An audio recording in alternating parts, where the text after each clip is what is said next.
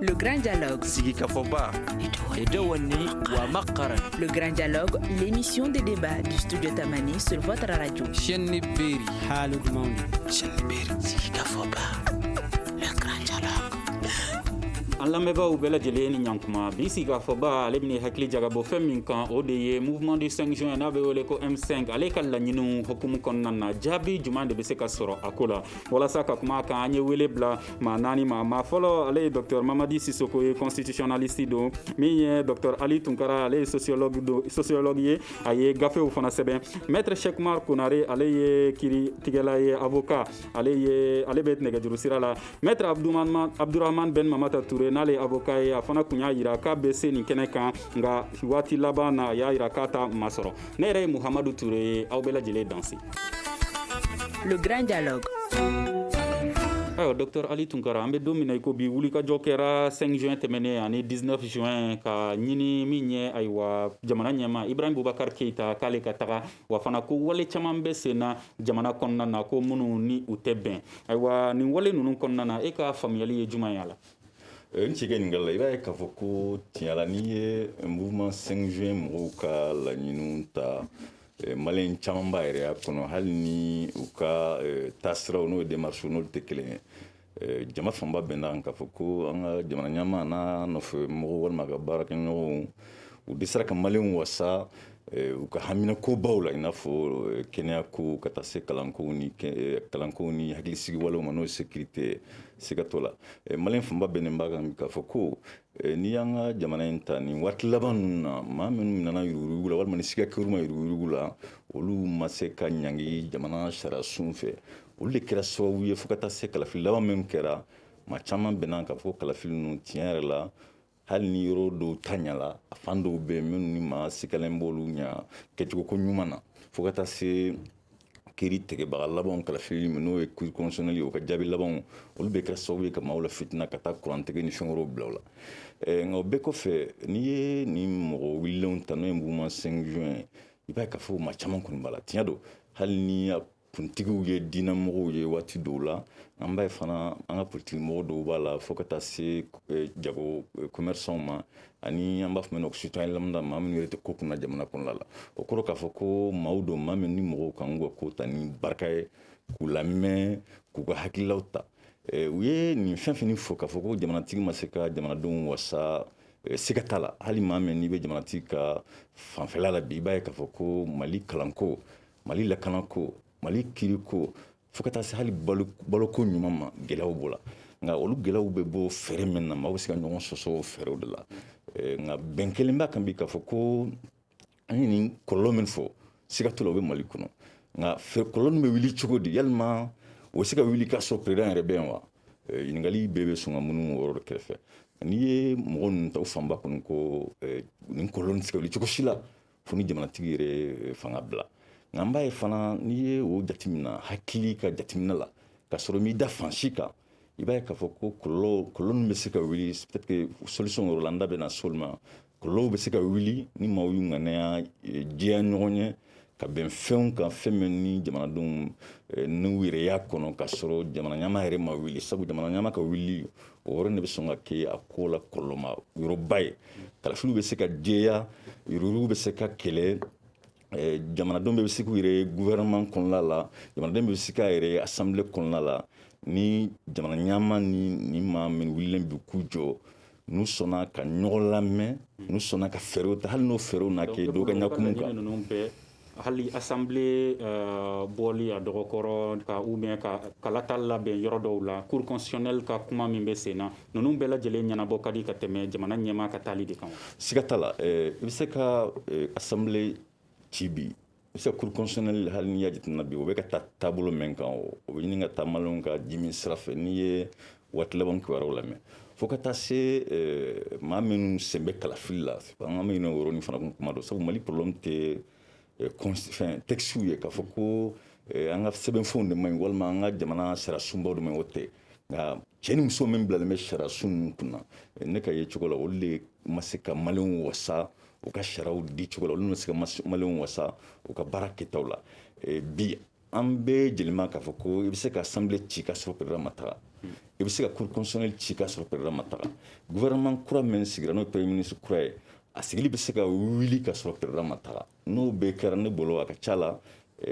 gɛlɛya fanba an bɛ se k'a fɔ ko n y'a sɔrɔ o la. D'accord. Docteur Mamadi Sissoko, est-ce qu'en constitution laɲini minnu kɛlen don nin ye n'o ye jamana ɲɛmaa ka taa n'o ye ko assemblée fana na fɛɛrɛ ka ɲin'o na cour constitutionnelle ka walew fana na fɛɛrɛ ka ɲin'o na ani fanga ɲɛnabɔli kow bɛɛ lajɛlen est-ce que an ka constitution na nin wale ninnu bɛɛ lajɛlen sabatili a bɛ yamaruya wa? Bon o diyara n ye n bɛ bɛɛ fo fɔlɔ n bɛ lamɛnbagaw fo n bɛ dugawu kɛ jamana ye hali bi ala k'a ɲuman bɔ quoi gafeba in kɔnɔ président de la république bɛ gafe min bɛ ne bolo dɛ parce que maa n'i bɛ kuma i bɛ kuma n'i ka gafe de parce que gafe ka ca bon gafe min bɛ ne bolo président bɛ assemblée ci hali n'a wulila sunɔgɔ la a dan ye ko fila de ye ko fɔlɔ a bɛ assemblée président yɛrɛ wele k'a f'a ye ka miirilata ɲininkali kɛ a bɛ premier ministre wele a b'a miirilata ɲininkali kɛ a bɛ kuma adressé jamanadenw na k'u min na a bɛ na nin kɛ o kɔfɛ premier assemblée sɔnna o a ma sɔn o premier ministre sɔnna o a ma sɔn o fanga sigifɛn dɔ de don a ka fanga de don a b'a boli a ka d'a ye tuma o tuma a b'a boli ni assemblée cili de bɛ na ni bɛn ni hɛrɛ ni balimaya sabatili ye jamana kɔnɔ président b'a ci pu foyi tɛ b'a la cour constitutionnelle ta ɲ'o fana fɔ loi organique gafe min bɛ cour constitutionnelle yɛrɛ baara sɛbɛntiya ni min ka kan ka kɛ u ka kan ka baara min kɛ o article 13 n'a 14 olu ye cour constitutionnelle maaw gɛn cogo fɔ ka baara bila u ka kan k'a bila condition min na mɔgɔ saba de bɛ ta président de l'assemblée fɛ mɔgɔ saba bɛ ta président yɛrɛ fɛ mɔgɔ saba bɛ ta conseil supérieur de la magistrature la minnu y'i ta olu de bi wele k'a yir'i la sisan aw ye min kɛ aw ka nin décision a ye jamana tiɲɛ min bɛ da o kan bɛɛ b'o da i ta kan k'a fɔ bon ne de y'aw ta a ye baara bila n'u bɛnn'o la wa u ma bɛn o la wa u mɔgɔ 9 bɛ na sigi ka kuma n'u sɔnna ka taga ni maa 6 sɔnna maa 9 la u bɛ taga ni maa 6 ma sɔn mɔgɔ 9 in na tagacogo t'a la maintenant u b'a fɔ k'u tɛ taa o kɔfɛ sa o de sɛbɛnnen bɛ gafe in kɔnɔ donc tagacogo b'u la mais u ka kan ka taa sira min fɛ o taga sira de y'o ye donc président ani assemblée président voilà ani bɛɛ maa min ta bɛɛ b'o wele n'aw kuma ɲɔgɔnya la kiiritigɛlaw yɛrɛ bɛ ɲɔgɔn sɔrɔ cour la u bɛ sɔrɔ ka voter mais kɔrɔ assemblée ye minnu sugandi jamana ɲɛmaa tɛ se k'olu gɛn assemblée ye minnu choisi bɛɛ de bi se loi ye min yira bɛɛ ye mɔgɔ saba min ta bɛɛ b'o saba de wele n'u ka kuma ɲɔgɔnya après kiiritigɛlaw yɛrɛ bɛ ɲɔgɔn sɔrɔ u bɛ ɲɔgɔn kuma ɲɔgɔnya u bɛ sɔrɔ ka décision ta n'u bɛ taa wala n'u tɛ taa n'u sɔnna tagali ma président bɛ sɔrɔ ka décret ta k'a fɔ bon sisan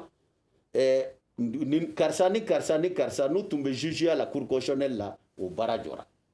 voilà a bɛ kɛ ten de donc président tɛ dɛsɛ ko caman na jamana in kɔnɔ an ka système dilannen bɛ cogo dɔ la min ka di président ni ye don min a b'a kɛ ale de ka kan ka labɛn hɔrɔnya kelenya k'a don jamana kɔnɔ n'a ma bɛn article wɛrɛ bɛ yen n'u y'i ban article 50 n'a y'o bila marche la a bɛ fɛn o fɛn ka d'a ni ye o bɛ kɛ parce que o tuma constitution tɛ yen ale de hakilila bɛ yen ale de hakilila bɛ marcher yɔrɔ o yɔrɔ dugukolo in kan mali dugukolo a point 4 cardinaux bɛɛ kan président de hakili bɛ na marcher donc fɛn tɛ se président na an ka jamana kɔnɔ ale de ye faama ye voilà. d'accord ayiwa maître Cheikh Oumar Konare ko wale fɛn fɛn fɔra a bɛɛ lajɛlen bɛ se ka kɛ nka min ka gɛlɛn k'o ye jamana ɲɛmaa taali ye e ka faamuyali ye jumɛn ye o la. n b'aw lamɛnbaga bɛɛ fo n bɛ tunkara fo ani n terikɛ docteur Sogo n bɛna min f'i ni mɔgɔw dimina ka se hakɛ dɔ la jamana kɔnɔ u bɛ bɔ u b'a fɔ ko karisa ka bɔ yen fɔlɔ ko premier ministre ka bɔ yen IGE ko président yɛrɛ ka bɔ yen mais ne b'o jate i n'a fɔ u bɛ fɛ ka président wajibiya a k'a ka taabolo yɛlɛma fanga gestion ka yɛlɛma donc yɛlɛmani cogoya caman bɛ yen minnu n'o olu bɛ se ka kɛ min tɛ président tali ye sisan docteur Sisoko ye kuma dɔ fɔ n b'a ka kuma sɔn da Assemblée nationale n'a ka di députés ye ni président kuma n'u fɛ u ka mɔgɔw kuma n'u fɛ donc k'a f'u ye bon jamana bloquelen don aw dun mankan bɛ aw de ka élection ko nɔfɛ a t'a lajɛ a ka démissionner n'olu sɔnna ka démissionner au cadre kɔnɔna na donc élection partielle o bɛ se ka kɛ segin bɛ kɛ élection kan olu ka dugu la n'a ka d'u ye u bɛ kɛ candidat u yɛrɛ bɛ passer tugun walima n'u perdila fana u perdile n'o ti ɲɛ n'u y'u ban ka démissionner président bɛ se ka assemblée dissoudre kɔrɔ de ye k'a fɔ ko assemblée tɛ yen bilen an bɛ segin élection kan o yamaruya bɛ président bolo k'a sɔrɔ hali a m'a kun fɔ sariya t'a wajibi a ka Sisoko ye min fɔ a bɛ premier ministre ni président de l'assemblée wele k'a u ladɔnniya a la et puis a bɛ bɔ a bɛ discours kala télé la k'a fɔ ko bon assemblée dissoudre o y'a bannen sisan i ye juge de la cour constitutionnelle i y'olu ka kuma Sisoko ye kuma min fɔ o n'o ye article 13 et 14 de la loi organique min bɛ cour constitutionnelle gérer o article 13 et 14 tɛ se ka appliquer tant que ni juge yɛrɛ ma sɔn taali ma n'u sɔnna taali ma de o bɛ kɛ mais n'u ma sɔn normalement cɛ cogo t'u la mais article 50 min bɛ constitution kɔnɔ ni président y'o bila en marche effectivement a bɛ se ka juge o juge bɛ yen a bɛ se k'i ci hali n'a ka di président ye ni e tɔgɔ min filɛ nin ye ko Ture n'o o fɔli de bɛ jamana firi n'a ka di président ye a bɛ tɔgɔ yɛlɛma ka kɛ Seydou Tarawele a ka sabali voilà ne yɛrɛ min filɛ nin ye ko maître Konare a bɛ se ka ne kɛ Kulubali voilà d'accord ayiwa est ce que mun de bɛ ka jamana ɲɛmaa bali o la ka o wale ninnu sigi sen kan n'o de ɲininen don M5 ninnu fɛ est ce que a kan ka waleya wa Ali Tunkara siga t'a la a kan ka waleya nka i b'a faamu k'a fɔ ko n'i ye ɲɛmaa ye i ni maaw de jɛra ka kɛ ɲɛmaa ye olu de kɛ ɲɛmaa ye tiɲɛ don an tɛ a jɔyɔrɔ la bi an si tɛ fɛ ka jɔyɔrɔ la sabu a bɛ degun min kɔnɔ manana degun tɛ siga t'a la hali n'a a m'o yɛrɛ kɛnɛma jamana ɲɛmaa maa minnu bi ni kɔlɔlɔ b'u kɔ n'o ye assemblée mɔgɔ damadɔw ye ka taa se cour constitutionnelle mɔgɔw ma u ni jamana ɲɛmaa fɛn caman kɛ ɲɔgɔn fɛ u ka politiki tariku kɔnɔna la fo ka se bi ma k'a fɔ a ka bɔ olu kɔrɔ nɔgɔyala a na kɛ janfa fana ye a fan fɛ ka taa olu ma o de la a ŋununuka ni a minnu ciyalen don nka ko selen bɛ yɔrɔ min bi i b'a dɔn jamana in kɔnɔ fiɲɛ damadɔ de bɛ maaw bɛ ɲinɛ k'a fɔ ko i ka ɲɛmɔgɔ tɛ baara ɲɛmɔgɔ b'a la nka kɔrɔ tɛ k'a fɔ ko n'i i ka ɲɛmɔgɔ ka baara kɛ i ka ɲɛmɔgɔ ka jɔn dɛ maliyɛnw ma se k'o de faamu ne taara président fɛ k'an kɛ ministre ye cadre dɔ de kɔnɔna la n'o ye jamana sariya sun ka bɛnkanw ye nka kɔrɔ tɛ k'a fɔ ko ne ka baara kɔnɔna la n ka kɛ président ka jɔn ye mais maliyɛnw dɛsɛlen k'o de faamu en fait an b'a fɔ ma technicité lɔnni ni kodɔn min b'i la jamana ɲama walima mɔgɔ wɛrɛ i taara o de kama jamana fɛ ka se k'o jɔyɔrɔ fa nka n'i y'a ye i ka lɔnni n'i ka kodɔn tɛna se o tɛ ka se k'i nafa ka da mara taabolo jugu kan foyi t'i bali i ni jamana ɲama ka bila aw ka fɔ ɲɔgɔn kɔ nka n y'a min faamu jamana in kɔnɔna la nin waati laban ninnu na maa min kan ka jamana ɲama la di a caman bɛ tiɲɛ yɛrɛ ka di ala ye fɛn fila hakilila fila don u ni jamana ɲama tɛ ɲɔgɔn kalama walima u bɛ ka fu f'a ye sabanan u bɛ ka tiɲɛ fɛ nka a tɛ k'a lamɛn nka mɛn jɛlen don n'i ye ŋununukanw lamɛn u yɛrɛ fɛ o ye k'a fɔ ko u ni jamana ɲama u tɛ ka ɲɔgɔn ye ka caya u ka ye cogo la n'u ka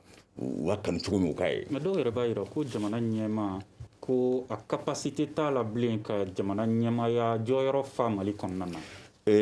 Ni ye maaw bila i kɛrɛfɛ cɛ ni muso bila i kɛrɛfɛ lɔnni ni jamana kanu bɛ maa min na k'u to yen ka baara kɛ hali ni su dɔ jamana bɛ se ka taa f'an k'o de faamu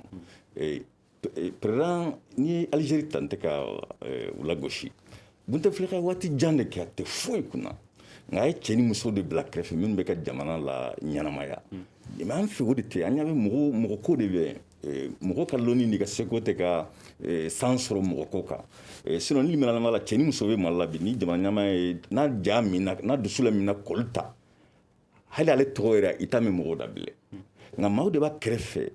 a ye maaw ta minnu ta u ka lɔnni n'u ka seko kan a y'u ta masurunya siraw fɛ a y'u ta jɛɲɔgɔnya siraw fɛ o ka kan sariya b'a a ɲamara ko kɛ nka jamana min bɛ a sen kan tan n'i ye sécurité ko lajɛ Mali kɔnɔ bi ka yurugu ko lajɛ ka hali dun ka fa la ni kalanko lajɛ i b'a ye k'a fɔ ko jamana in selenbɛ yɔrɔ dɔ an man ka an sinsin balimaya ni teriyaw kan ka se ka maaw bila jɔyɔrɔ la ni jɔyɔrɔ minnu man kan o de la a ka kan bi a ka jɔnkɔni ala fo ni assemblée mɔgɔw ye a ka kan bi a ka jɔnkɔni ala fo an ka nin juge minnu cour constitutionnelle la maa caman b'a fɔ ko minnu bɛ ka bɔ bi olu tɛ k'olu dɔrɔn tɛ maliyɛn ye tɛ se ka to kuma la maa wɛrɛw bɛ yen minnu fana bɛ jamana ɲɛmaa n'u bɛ ka a senkɔrɔma tin tɛ se ka fana to kuma in na nka n'i ye jama in lajɛ lɔnni ka yeli la ani tiɲɛ ka yeli la siga t'a la olu de ka ca bi bɛjɛ fanga dun kɔnɔna la hali ni jama bɛ fu kan i kan ka jama lamɛn Dr Sissoko an bɛ don min na i ko bi ni mɔgɔ dɔw bɛ k'a jira k'a fɔ ko a capacité tɛ jamana ɲɛmaa na k'i ɲɛsin jamana walew kan bilen o yɔrɔ la hali ni assemblée ni cour constitutionnelle kow bɔra yen nɔ est ce que ko ninnu laɲiniw bɛna se ka sabati wa n bɛ kuma dɔ fɔ maliyɛnw bɛ bi f'u k'o faamu an bɛ régime min kunna a bɛ f'o ma de régime représentatif o kɔrɔ ye mun ye lasigiden ka taa député ma ka n'a bila président de la république la n'u taara u taara parce que an b'u dɔn u taara parce que an dalen b'u la u taara parce que an miirila ladiriw dɔn mais u b'u ka baara daminɛ anw de ka tali kan mais n'u tora ka ban maa si tɛ se k'u bɔ yen maa si tɛ se a bɛ fɔ o de ma ko le mandat est représentatif. Donc wulikajɔ minnu bɛ sen na a tɛ se k'u lata. Le président de la république maa dɔ n bɛ n'o fɔ bamanankan na cogo min na est politiquement irresponsable maa tɛ se ka n'i jɔ président ma k'i tɛ fɛn dɔn ou bien i bɛ sira min ta i ka politique ma ɲi i bɛ taa an t'o régime kɔnɔ n'i y'o sira ta i bɛ coup d'état sira kan n'i y'o sira ta i bɛ balawu sira kan. o kɔrɔ ye u bɛ wulikajɔ min na nin ye an bɛ maa min ta coup d'état sira de don wa. coup d'état don ne y'o fɔ en termes juridiques ça consiste à un bouleversement de l'ordre constitutionnel. Mais o ye e ka hakilila de wa walima kele sariya de b'a par jira définition en droit un coup d'état est toute atteinte à l'ordre constitutionnel. bamanankan na. Constitution ye kow fɔ cogo min maa o maa ko k'i b'o yɛlɛmɛ i bɛ coup d'état kɔnɔ i bɛ coup de force kɔnɔ an ka gafeba in kɔnɔ président de la république an b'a ta tuma min an ka kan ka miiri a bɛ fɔ ko campagne électorale présidentw bɛ bɔ minnu bɛ kɛ candidat ye u b'u ka kumaw fɔ an b'a ɲini k'u dɔn an ka fanga y'o de ye ka dɔ choisi u la ka dɔ ta u la mais n'an y'a tigi ta ka ban an b'a yɛrɛ de ɲininka jɔn y'a bila yen. Mais est ce que a bɛɛ ye tali ye est ce que a dɔw suyɛnni t'a ko la ka d'a kan i n'a fɔ assemblée kɔnɔna na a bɛ ka fɔ bi bi in na k'a fɔ député dɔw bɛ yen k'olu ma sugandi. De toutes les façons président IBK taara maa sɔnna maa ma sɔn u ma bɔ kɛnɛma o an filɛ nin ɲɔgɔn na député u taara trop c'est trop u bɛɛ ma bɔ wa n'u tun bɔra président fana t'a la k'a fɔ anw ma nin fɔ peut-être bi an bɛ yɔrɔ min an tɛ kɛ yen o le président une fois proclamé par la cour constitutionnelle le président de la république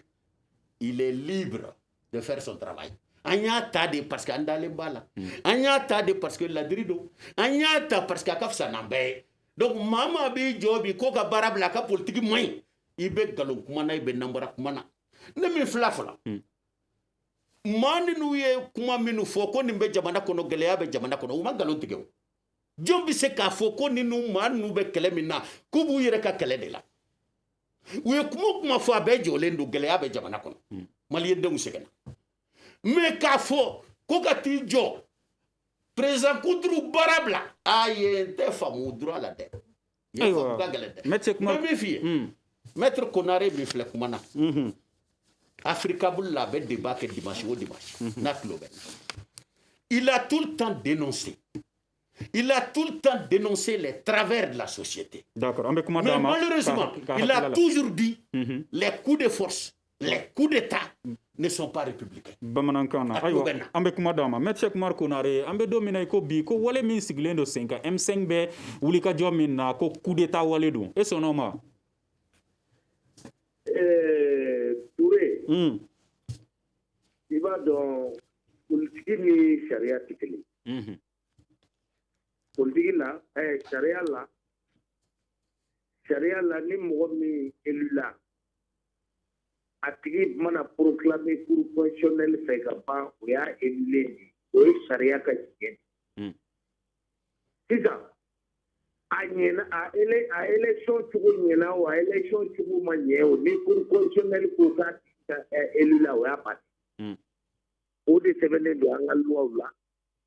Ni ba fe ga loi wore ni ibo loi ou de yela. Donc 6 ans, na fora ko président élu là kapan et que cour constitutionnel ya ko ka kera président. Bo tugu wore ta la ni vote. Parce que pourquoi au Sénat parce que nous manquons en ce moment dongo do au boka pour président quoi mais c'est la quoi kata kabou. Donc oui charia trai. Mais politique sera already. M5 mo wala pour président gabo mais ni were giniga ou be no fe re au président gatali. O jumai. Ou bien non fait des sociétés tapolo gaïla. Président ka avoir aga mo si mo mbese ka semestre mais 6 ans de polo tauka. Singe mi me mo ka singe ga se ga buka. Kala mi te ga ke kala ga se.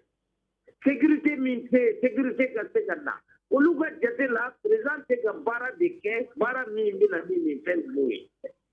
Tout de suite, la nuit, aux solutions sur la il va être président de Taligo kuma bitabla. Mais ni ma président de Taligo kuma quoi au louga jete là, président qui est le maquet. Donc, au fracas, on peut pousser des colons en droit. Parce que ni le droit colons, il peut être président la tau. C'est là. Voilà. D'accord. Mais do ola ambe domine ko bi président Tachogo ye Tachogo jumainde sharia konnana. C'est-à-dire, jamana dola,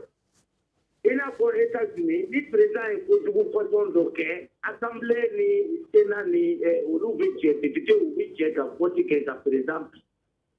Mais au terrain, on a charia. On a charia la tâche au qu'elle est président là, tâche au flan de balle.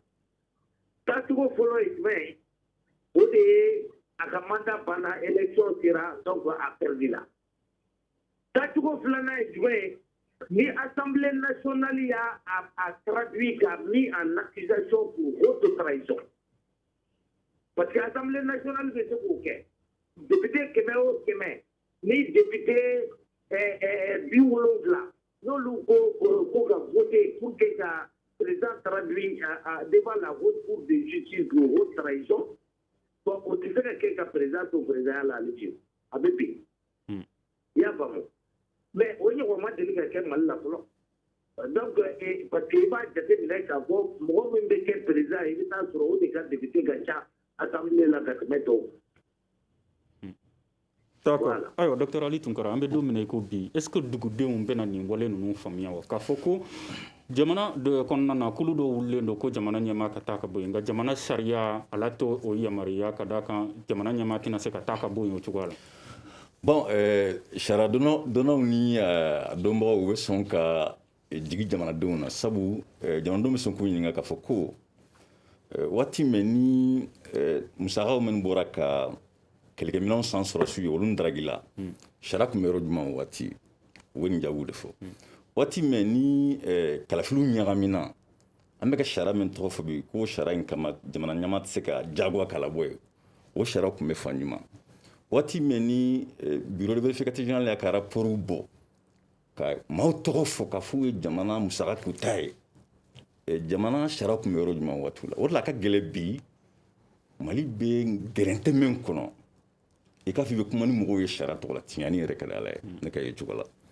siga t'a la u bɛ ka min fɔ u bɛ ka sɛbɛnfɛnw de fɔ u tɛ ka foyi f'u kun fɛ nka o sɛbɛnfɛn tiɲɛni kɛra ala ye kabini san 2012 fo bi dɔsen t'a la sabu o misala surun ye mun ye n'i ye lakana taabolo ta n b'o mɛn kalama kosɛbɛ jamana yɛrɛ tɛ yen lakana taabolo la n'i k'i bɛ sariyadenw fɔ o sariya sun olu bɛ yɔrɔ jumɛn kuma min na dunanw bɛna jamana bɔ bolo la u bɛna jamana wolola cogo min o dunanw yɛrɛ de b'o o hakililaw n'o kuntilennaw boloda sariya tun bɛ fan jumɛn wari minw kan ka kɛ ka sɔrɔsiw jukɔrɔma tintin ni kɛminɛn kuraw sanni ye olu daragila sariya tun bɛ yɔrɔ jumɛn o de la a ka gɛlɛn bi i k'a fɔ i bɛ jamanatigi ka sabatili ɲɛfɔ ka mɔgɔw la faamu ni sariya ye hali n'a sɛbɛnnen bɛ jeli nɔgɔ t'a la nka jamanakuntigi fana tagali a b'a ni kɔlɔlɔ dɔ de f'an k'o fana fɔ ɲɔgɔn ye ka o jɛya ne ka kɔlɔlɔ tɛ sariya kan dɛ ne ka kɔlɔlɔ ye kɛnɛma jatigiw de bi n'i ye kɔrɔnfan ta ka taa hali caman la mɔgɔw tɛ fɔ ka taa bila kidali la ni duguba kɔnɔlaw tɛ mali tɛ fan si siga to kuma in na mɔgɔw tɛ i bɛ taa kilo 20 mɔgɔw tɛ kɔfɛ mali tɛ n'i bɔra gawo dugu kɔnɔ hali gawo dugu kɔnɔ aéroport la mali tɛ dunanw de bɛ k'a ye sécuriser kidali b'o cogoya la tɔnbukutu b'o cogoya la jamana min b'o o nimakara kɔnɔla la n'i y'o président gun o kɔlɔlɔ i tɛ se k'o kunbɛn ka da o kan hali ni sariya ko tɛ président tali tɛ fɛɛrɛ ne ka ye cogo la n'i ye an bɛ ka fɛn fɛn fɔ bi k'a fɔ ko assemblée ka ci siga t'o la olu kan ka kɛ ani cour constitutionnelle mɔgɔw ka bɔ siga yɛrɛ mɔgɔ de man ka ɲɔgɔn sɔsɔ olu kuma la nka olu fana mana kɛ maa minnu bɛ k'a fɔ ko bi ko k'olu kɛ n'i y'u ka u bɛ ka min kɔni fɔ kɛnɛ ma an bɛ ka min mɛn u ma fɛɛrɛ foyi fɔ an ye k'a fɔ n'i ye président galon ka bɔ yen fanga la k'a fɔ an bɛ se ka jamana an bɛ jamana banbun an ka fɛɛrɛw la u ma fɛɛrɛ foyi fɔ an ye o la oui en tout cas n'i y'u lamɛn n m'a fɔ u bɛ ka ko ji dugu jukɔrɔ nka u bɛ ka min fɔ ani u bɛ ka min sɛbɛn fɛɛrɛ t'u bolo gɔnɛ in na ko ni jamana ɲɛmaa bɔ yen ni mali tɛ n'a yɛrɛ sɔrɔ dingɛ kɔnɔ dingɛ min bɛ juguya ni san 2012 ta ye o ye cogo la ka da o kan hali ni sariya sunba tɛ n'o ye constitution ye fɛn tɔw kan ka lajɛ nka président tagali tiɲɛ yɛrɛ la o man ka lajɛ maa min tɛ tulonkɛ la dɛ sabu mɔgɔ caman bolo k'u bɛ k'a laɲini ka se ka cour constitutionnelle ni assemblée ci nka ni n'u yɛrɛ baro kɛ i b'a ye k'a fɔ ko jamana ɲɛma tali b'u ma yɛrɛ de tulonkɛ tɛ dɛ u tɛ tulonkɛ la bagabagali tɛ u dalen b'a la yɛrɛ de k'a bɛ taa d'accord ayiwa ko an bɛ don min na i ko bi a bɛ i n'a fɔ malidenw dan tɛ sariya ko yɛrɛ la bilen o la est ce que sariya batoli walew kuma bɛ se ka ɲɛfɔ ɲɛna wa n'i ye sira bila i bɛ taa ŋaɲan fɛ loi ye min filɛ bato la jamanadenw yɛrɛ ka loi de don dɛ i bɛ k'a ka loi tɛ dɛ nka a y'a yira k'a fɔ wale caman sira caman tɛmɛna loi in sɔrɔ c'est à dire il faut ka an ka tiɲɛ fana fɔ ɲɔgɔn ye ale o ne o an ko baara ye mun ye école karamɔgɔ de y'an ye k'a yira maaw la n'i ko démocratie tɛ se ka balo tant que l'état de droit n'est pas là bɛɛjɛ fanga tɛ se ka taa f'an yɛrɛ ye loi minnu sigi f'an k'olu bato n'i ko i tɛ loi bato dɔrɔn i bɛ don ŋaɲan fɛ an tɛ hɛrɛ sɔrɔ n'o y'a sɔrɔ ni ɲɛmaa ale filɛ fɛn o fɛn fɔ la maa ye suyani kɛ juge cogo de b'a la kiiritigɛ cogo de b'a la hali maa bɛ maa faa kiiritigɛ cogo de b'a la hadamaden de don a bɛ se ka fili an bɛɛ bɛ se ka fili ni filila juge cogo de b'i la o juge cogo bɛ loi de kɔnɔ wa o loi ma dilan ka bɛn mɔgɔ kelen ma a dilanna de ka bila sisan dans l'histoire du Mali nous avons un jeune ministre aujourd'hui donc Malik Koulibaly qui fait l'unanimité a ye équipe min sigi sen kan fana ce sont des procureurs qui travaillent nuit et jour mais c'est dugudenw sɔnnen don kuma ma mais dugudenw ɲɛ b'u la o u ɲɛ b'a la o k'a fɔ baara min bɛ kɛla ni équipe fin fɛ bɛɛ ɲɛ b'a la mais loi est loi de u tɛ se k'u diyaɲɛ ko kɛ ils sont obligés de passer par les procédures an ka gafe b'a kɔnɔ a fɔra ko ministre ani président u tɛ se ka kiiri tigɛ tribunal bɛɛ la n'u ye ko kɛbali kɛ tagacogo de b'a la k'u juger assemblée nationale de b'u accuser k'a fɔ aw ye nin min kɛ a ma bɛn wa haute cour de b'u juger bon ninnu bɛ yɔrɔ min u y'u ka baara kɛ u y'a di assemblée ma o assemblée an y'o ci parce que u tɛ baara kɛ an y'o ci parce que sigikun t'u la décret de y'u sigi citoyens m'u sigi ils n'ont pas de légitimité an y'olu bɔ yen ninnu fana an ko k'an b'an ka assemblée kuraya pour que nin baara ninnu ka se ka kɛ teliya ka kiiritigɛlaw lafiya u y'u ka baara kɛ ka fɛn bɛɛ labɛn k'a d'u ma u bɛ sigilen dɔrɔn olu tilala malheureusement o assemblée fana filɛ ka k'an bolo problème ye ne bɛ min fɔ maliyɛnw ye en tant qu'enseignant loi min filɛ nin ye IBK ka loi tɛ an yɛrɛ ka loi de don ça a été adopté le 25 janvier 1992 et promulgué le 25 février 1992 donc maliyɛnw ka loi de don anw yɛrɛ loi min sigi an ko démocratie représentative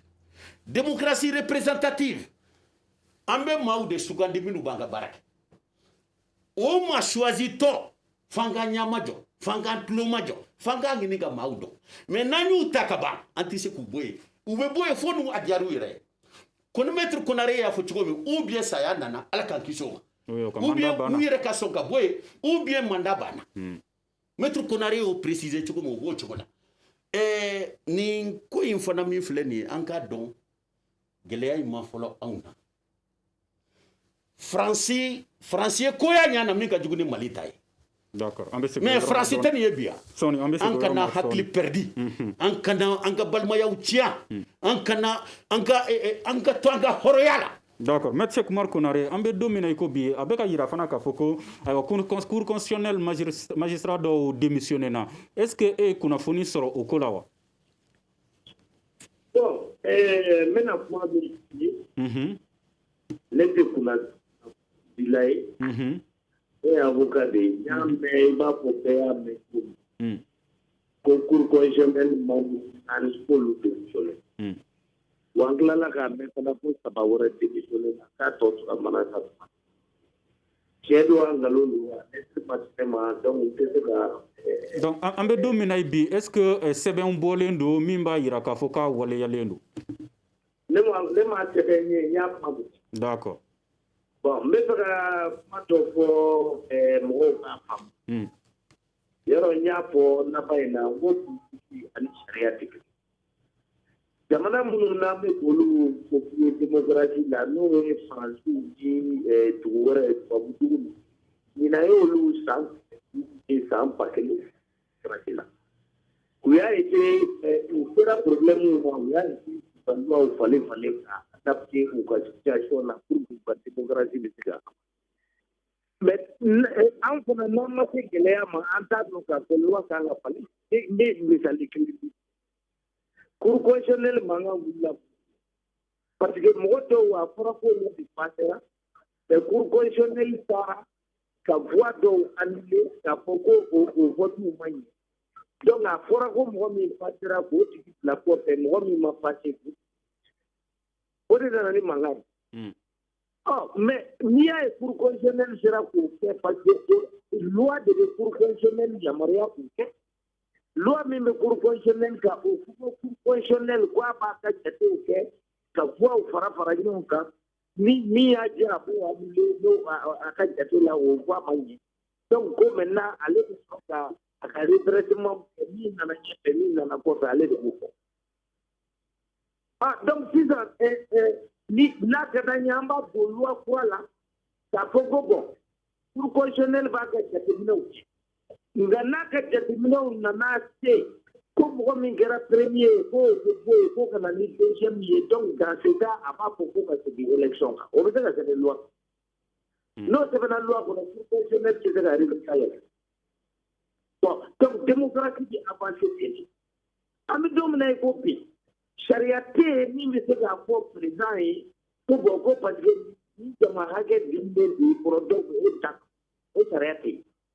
donc n'i y'o demandé i ye politique de la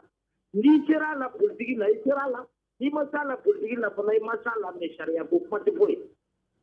mais n'i taara Londres walima Suisse loi dɔ b'olu bolo ni député sigira pour un mandat de 5 ans ni san wɛrɛ yɔrɔ 5 ans ma dafa ni san wɛrɛ ni population ma compte a kɔrɔ population yamaruyalen don ka pétition de la pétition mi di ou ma pas moi sur droit sécurité élection au loi de l'ouvre mais autant faire est-ce que vous avez donc n'embête fait ta tuko kaye président la ta tuko kaye député la ta tuko kaye juge la ta tuko minga no peuplement am loi de yela mais loi munu ba ko na sita au lieu que au traité d'accord ayo met ko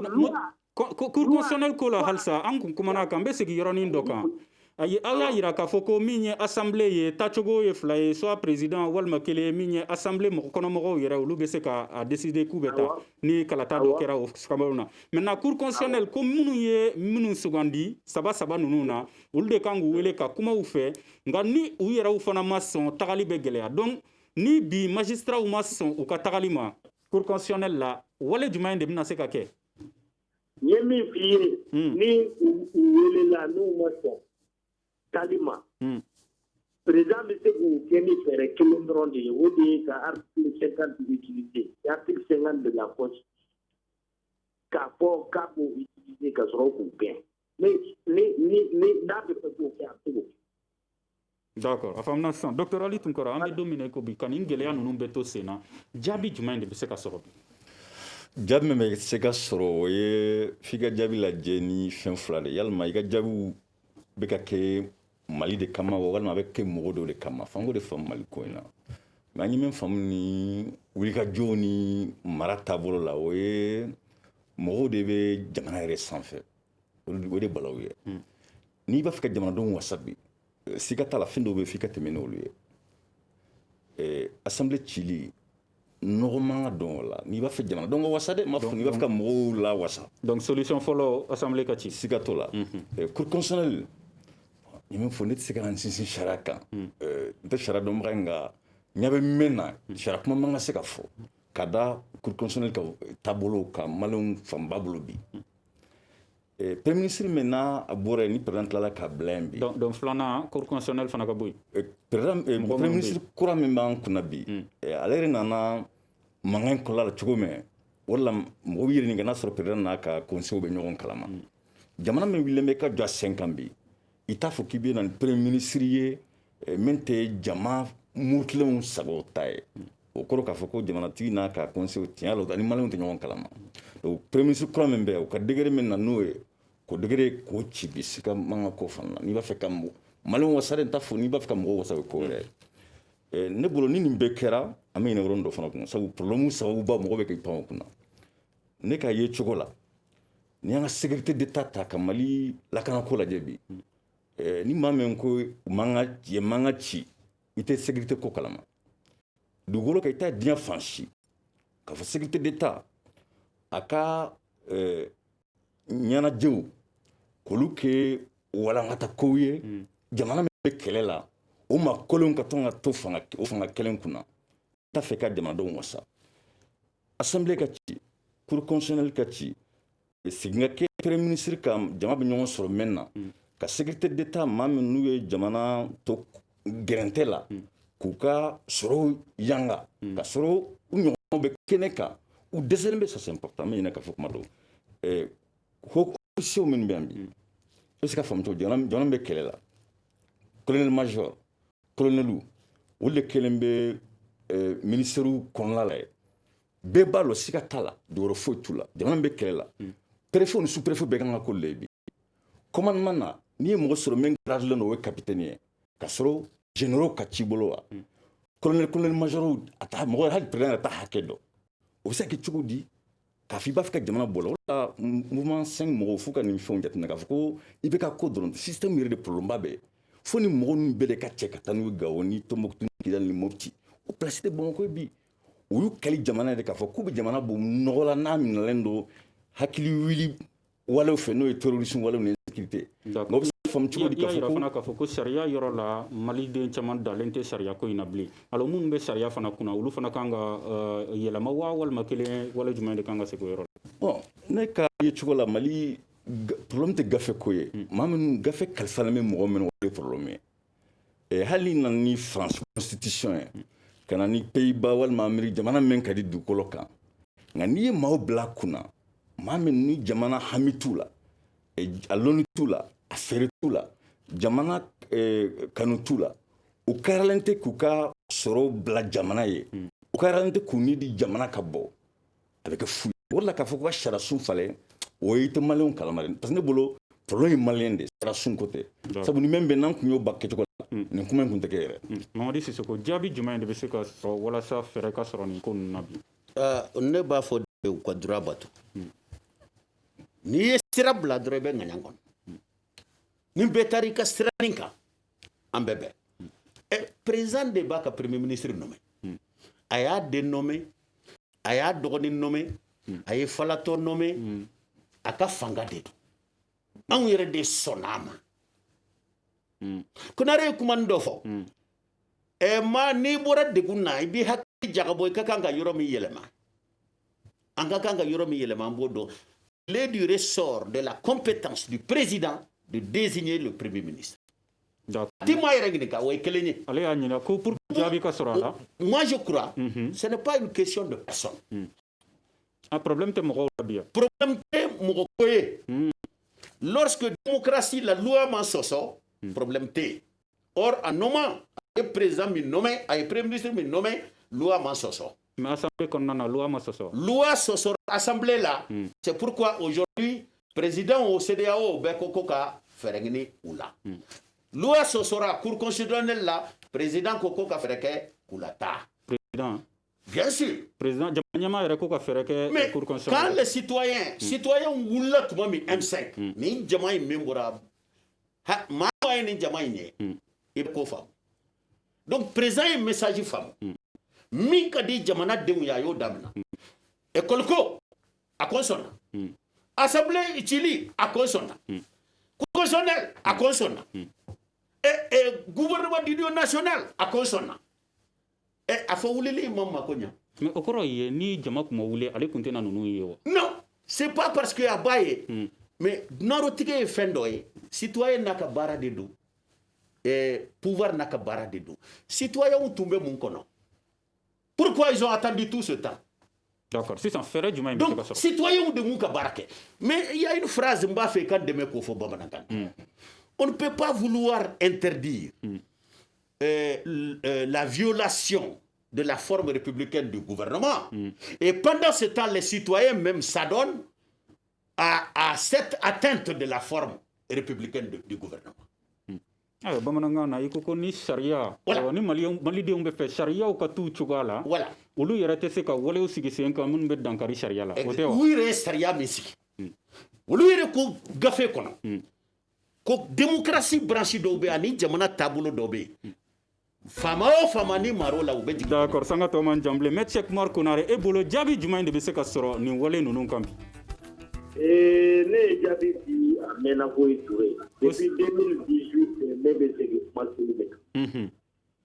Démocratie min na maliyɛnw ko k'a kana Mali la depuis 92 n'an bɛ k'o farinya o démocratie dilancogo de man ɲɛ. Parce que n'i taara tubabuw fɛ yen an y'an ka démocratie bɔ yɔrɔ min n'i taara tubabuw fɛ yen ni mɔgɔ min passera élection na o tigi de bɛ fanga bɛɛ kan mais mɔgɔ minnu bɛ opposition na n'u taara kiiri kɛ n'u jo b'a la u bɛ kɛ yen n'u taara marché ɲini n'u jo b'a la u bɛ kɛ yen mɔgɔ t'u tɔɔrɔ mɔgɔ t'u wugu ten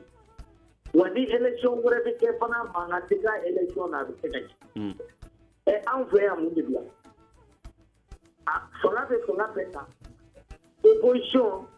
e bɛ to sɛgɛn de la pendant 5 ans. D'accord donc e bolo bi sariya kisɛ de kan ka yɛlɛma kan ka don o de la.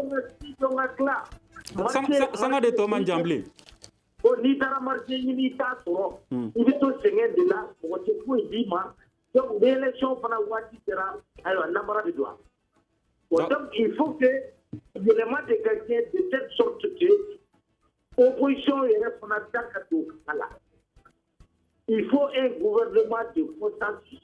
Il faut un système de gestion de consensus. Jamana kɔnɔ pour que mankan bɛ se ka dabila. D'accord ayiwa sanga y'an ta an tɛgɛ ma sanga y'an tan tɛgɛ ma an bɛ foli lase aw bɛɛ lajɛlen ma ni ko k'an b'a résumé i y'a yira k'a fɔ ko sariya gafe yɛrɛ yɛlɛma kan ka don olu de la ayiwa min ye Mamadi Sisoko ye ale y'a yira ko jamanadenw yɛrɛ kan ka yɛlɛma Dr Ali Tunkara ale ka proposition ye min ye Assemblée nationale Cour constitutionnelle Premier ministre ale ka yɛlɛma ani fana min ye jamana taabolo caman bɛ yen nɔ yɛlɛma ka don olu la an bɛ foli lase an ka maa welelenw ma Dr Mamadi Sisoko ale le ye constitution dɔnba ŋana ye n'a bɛ fɔ a ma constitutionnaliste Maître Cheikh Mar Konare ale ye avocat ye Dr Ali Tunkara ale ye sociologue ye gafe sɛbɛnna fana don Maître Abdourahmane Ben Mamata Touré min kun y'a sɛbɛntiya ye k'a bɛ na siɲɛ laban na ale ma se ka yan lasɔrɔ nɛgɛ karafe juru ani ja labɛnbaw Peting Jara ani Nuhum Dire ne yɛrɛ ye Muhamadu Touré aw k'an bɛ sini sigikafɔba kɛnɛ wɛrɛ kan.